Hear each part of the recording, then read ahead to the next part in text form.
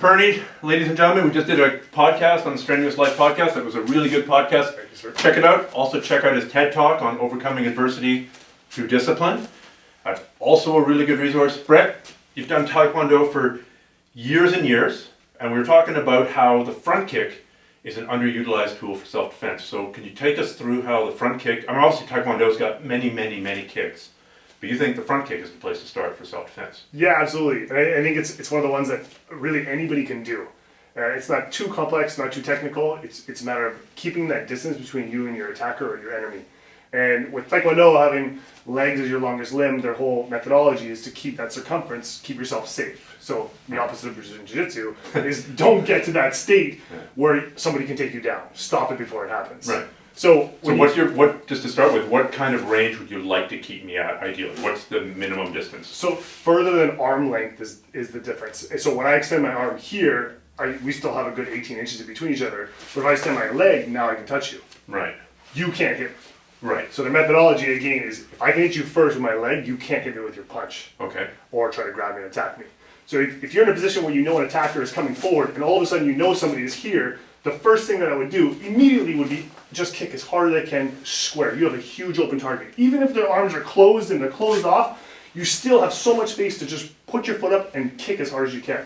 So there's two different types of kicks. One would be the Taekwondo was a snapping motion, which would be a snap kick, boom, right into the chest, or up to the head, which is boom. Second, you can really just throw yourself into them, and I'm talking push, like kick and push as hard as you can. Okay. Again, to give you that space, and it's that separation. Is that more of a range management tool? Exactly. Okay. So it's more of I'm blocking you, pushing you to get some distance. Now you need to decide what's next. Okay. Depending on how hard you hit them, if you're in a position where you need to get away or get out, you've gained yourself a bit of leverage. And it's also saying, hey, I know what I'm doing.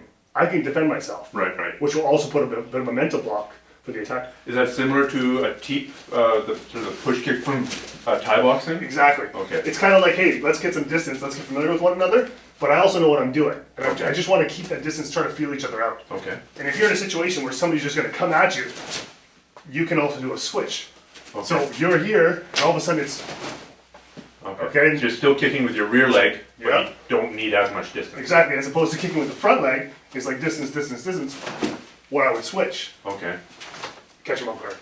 So, is the snap kick then for damage, and the push kick, you can do damage with a push kick too? Sure. Yeah, you can damage with both. I think if the snap kick is executed properly, you can do severe damage, especially the face area. Okay.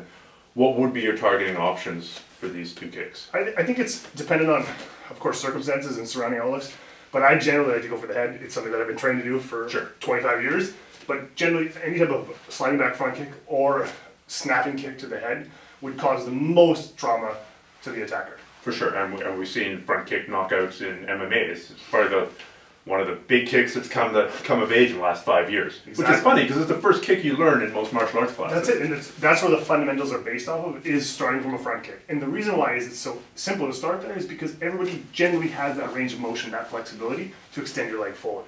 Where side kick and different type of kicks become much more technical, that they can't be used on a day-to-day basis. Right.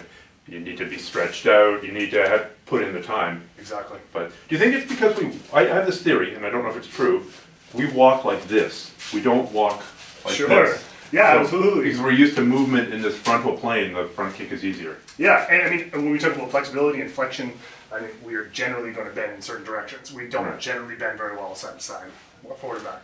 Right. Okay, any other tips for the front kick that people can take away? No matter what, aside from practice, but if you're ever in a situation where you need to keep that distance, don't be afraid to stop and think, because generally people are going to reach for their hands first. But distance perspective, your leg is much longer than your hands is. You're going to have much greater protection in this range of motion.